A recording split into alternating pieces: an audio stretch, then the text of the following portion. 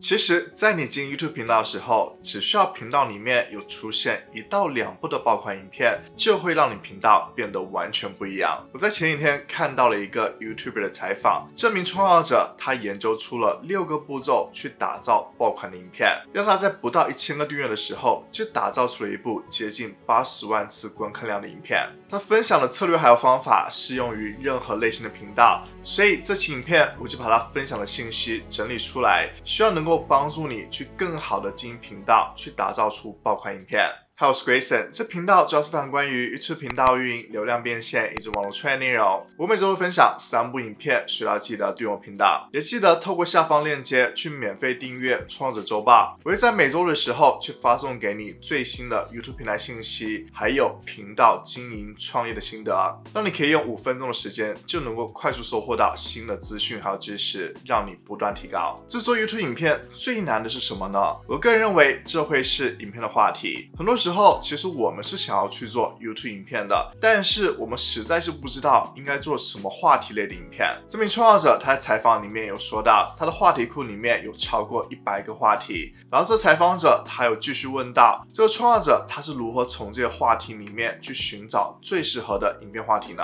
？First, I think about, am I genuinely interested in making this idea? If the answer is no, it's probably not going to be a good idea to make it, just because so much effort goes into any single one video. And I really do try to enjoy the process as much as possible. So if I don't have that genuine excitement from the idea from the very get-go, it's probably not going to work out. That's kind of more from the emotional standpoint. And there's a lot that goes into the validation of an idea. When I say validation, what I mean is, is there any sort of proof of concept that this video will work, that this video idea will work? Is there something that I have done that has shown me that this will work again? Or is there something that someone else has done that has shown me that I can do it again, but in a slightly different way? So I look for that validation to give me a pretty good idea that, okay, if I were to make this video, at least there's some sort of proven potential. There's some sort of ceiling that I can verify that if I were to execute on this 100%, this is around kind of the cap of the views on this video. 你可能有采用他的方法，在想到一个话题的时候，你会想要去验证一下这个话题到底观众感兴趣吗？但是你可能发现，不管在 YouTube 平台上面，还是说其他网络平台上面，你发现这个话题的内容都很少，你无法确定观众是否感兴趣这个话题。那这个时候应该怎么办呢？这名创造者也遇到了这样的情况，他告诉我们他的做法是怎么样的。I will say though that I tend to balance. When I think about ideation in my channel as a whole, I've kind of broken it down into 3 categories of videos. There are the banger videos. If I'm looking for a video and the goal is to bring in views, the goal is to especially bring in views from new viewers or people who have no idea who I am, that validation box needs to be ticked. If that box is not ticked, then that the goal of the video, if I'm measuring the success of the video from how many views from new viewers it gets, I'm shooting myself in the foot if I do not validate it. But that doesn't mean that every single video I make has to be validated. I have these other kind of 2 categories of videos, one I call connection videos. The goal there is not to get as many views as possible. The goal there is to connect with my existing viewers on a deeper level. That video doesn't have to be validated because the goal is to not have a huge number of views, right? The goal is to connect on a deeper level with my existing audience. And the final category is soul videos, videos that we make because we're creatives and we're here because, yes, we want financial success, but we also want freedom and creativity and the opportunity for self-expression. And sometimes you just really need to make a video because you have something out there that you just want to say.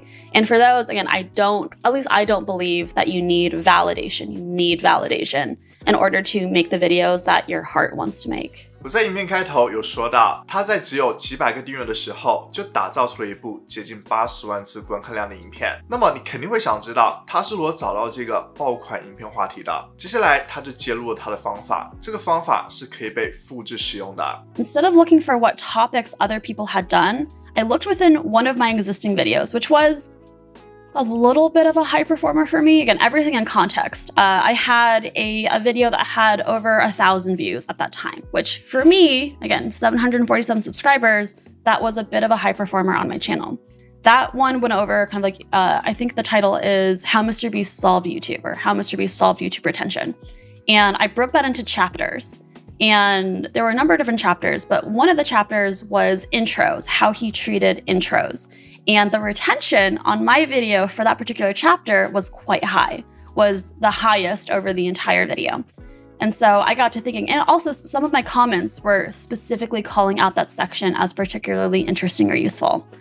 So it was a bit of an experiment for me for the intro video of, okay, I have this kind of comprehensive video. What if I just took out this one section that had the high retention on a previous video of mine and took that and blew it up, made it its own video, get even deeper into this sort of thing. So that was kind of how I chose the topic of let's talk about YouTube intros. 现在想让你 YouTube 影片去获得更多流量，那么影片的包装是非常重要的。所谓的影片包装就是影片的标题还有缩图。当你有了个话题之后，你不能马上就进入到制作影片的环节，你需要去做话题调研，你需要去收集标题还有缩图的灵感。当你能够想到一个吸引观众的标题还有缩图的时候，就能够开始真正的把这部影片制作出来了。因为再好的影片内容，如果它的缩图和标题不能够吸引观众去点击观看，那么流量也是不会太好的。所以创作者他非常详细的去分享了他的标题和缩图调研的方法，我希望大家都能够去认真的学习一下。I usually like to start by seeing what I come up with myself before I'm influenced by anything else. So I start there. Jot down some concepts. I start with kind of the curiosity gap. I guess I take a much more holistic view to titles and thumbnails now. When you look at an outlier, you don't necessarily know why that outlier is an outlier. You have to dig a lot deeper into, okay, like, is this an outlier because of its idea, this topic? Is this an outlier because of its packaging? Is it an outlier because of its content itself? Is it an outlier because of timing, right? And it's like, which just kind of goes into topic, right? You have to get really deep into these things, or else it's very easy to start pulling stuff that you assume is good, but actually isn't good from an outlier. 他提到了一个很好的一点，就是在我们做调研的时候，很多时候我们会被一些表象的因素去影响到，所以导致我们没有办法做出正确的结论。那这个时候可以参照他的方法。I like to view things as a whole, right? Like, okay, what sort of patterns am I seeing across lots of these things? Because then your educated guesses become a little bit more educated. Okay, it's not just this sort of like these texts or this words here. It's also here and here and here and here.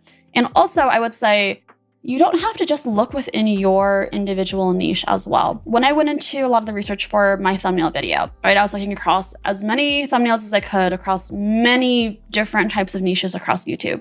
And there were certain formats or types of thumbnails that tended to perform well regardless of niche. Right? Like a typical transformation thumbnail, right? You have a before, you have an after.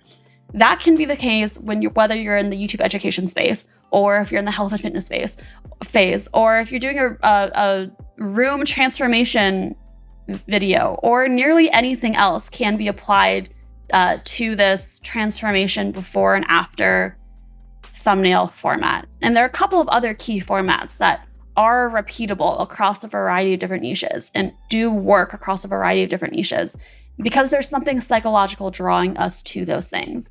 A lot of that also goes into feeling. So there's a reason why we are interested in these things. Are we curious about? Curiosity is usually a strong driver, but also desire can be a strong driver as well. If you like show something on, I call those result thumbnails. If you show a result on your thumbnail that is very desirable and people want to click because they want that result. I think when you have a more holistic view about thumbnails and packaging in general, you don't, like, outliers are incredible and that is one tool.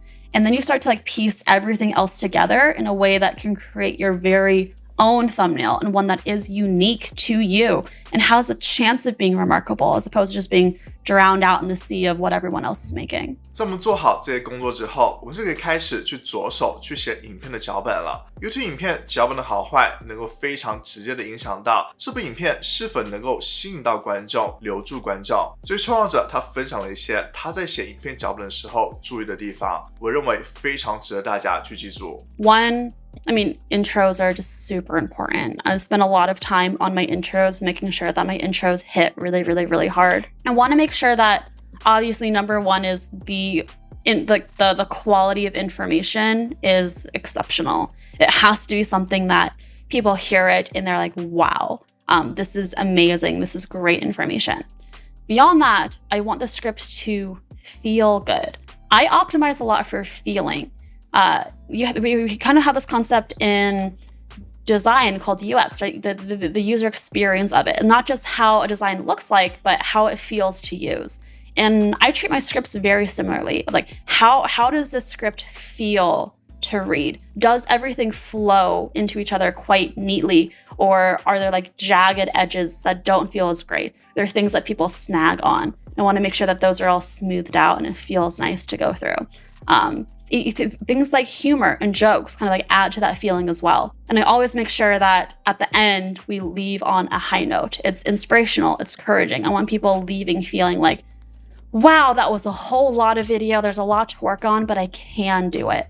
And then finally, I make sure, again, to go back to my group, share my script and see where they get bored or fatigued, especially in educational videos. When you have so much information, it can get quite dense. I never want people to get fatigued while they watch it.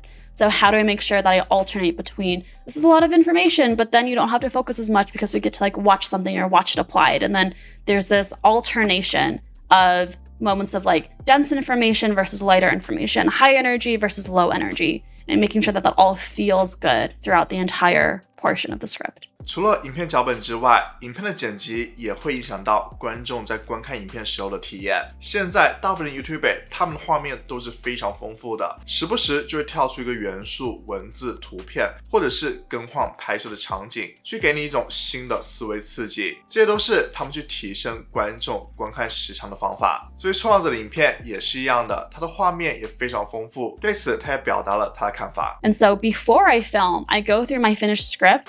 And I comment out on every single line or phrase or word what I want to have happen on screen during that time. And I have that all written out. And then I kind of convert that into at least like the parts that I have want to film. I turn that into a shot list. And between those things, the main things that I comment out are, one, if it's talking head footage, right? If it's going to be me on screen like this talking to you. Two, if it's text, so if I want like text, like full screen text on screen. Three, if it's B-roll, or I guess it's like something else that I have to film, not my talking head footage, but something else that I'm filming. And four, animations. So like some sort of like illustration or animation that I'm going to be making. Those are typically the four categories of stuff that I have in my videos, or at least visual stuff that I have in my videos. And I sort everything between those four things. And that makes the editing, well, first filming process so much easier. 影片在制作好之后，就到了上传的步骤了。上传影片听起来可能非常简单，但是现在的 YouTube 影片，它的上传步骤是很多的，其中有一些关键的步骤会影响到影片发布之后它的流量，甚至是会影响到广告收入。这名创作者他分享了在他上传影片的时候注意的2个步骤。I do like to include timestamps. I know some people don't like to include timestamps because they think that it might hurt their retention. Personally, I like including timestamps because it's an educational video. I want people to be able to jump around. Also, it's just good information for me to know, like, okay, are people jumping to a particular chapter or not? Like, do I see like a spike on a particular chapter or not? That's just good information. I think it's worth any potential downside in retention. I haven't experienced downside in retention, but that's one thing. Second thing is ad placement. I know this will only apply to the people who are monetized, but this blew my mind when I heard about it. Normally, YouTube auto places your ads and you're like, oh, it's fine, just auto place it. No. Instead, you go through and you put down each individual ad and do so around every 2 to 3 minutes. You might think, Aprilyn, that's ridiculous. No one's going to watch all of those ads. Here's the kicker. They won't see all of the ads. YouTube doesn't put an ad there just because you say, this is an ad break. All you do when you put like an ad break on your video is give YouTube the opportunity to place an ad there. And this becomes really crucial because YouTube has their own algorithm for determining when they show an ad, dependent not just on your video, but on the viewer's entire viewing experience as a whole. So if someone watches a video right before yours and they're shown an ad close to the end of their video, and then your video comes in, they might like if the ad break that you have in your video is towards the beginning that YouTube auto places, they might never see that ad because in the overall scheme of it, that's not enough time. Versus if you put your ad breaks, the opportunities for ad breaks every 2 to 3 minutes, they're almost guaranteed that they're going to be shown an ad. It'll probably be in the latter half of your video or in the beginning of your video, depending on again, their overall viewing experience. But when I did that, I hope that's making sense. But when I did this, I saw that my AdSense doubled. It doubled overnight just by placing ads manually every 2 to 3 minutes. 我想知道完整的影片上传步骤，你可以看这期影片。里面展示我是如何上传 YouTube 影片的。如果你觉得这期影片对你有帮助，希望能这部影片点个赞，一定要记得订阅我频道，了解更多关于 YouTube 内容。别忘了通过影片下方链接去免费订阅创作者周报，我会分享给你更多的信息。那我们下期影片再见，拜拜。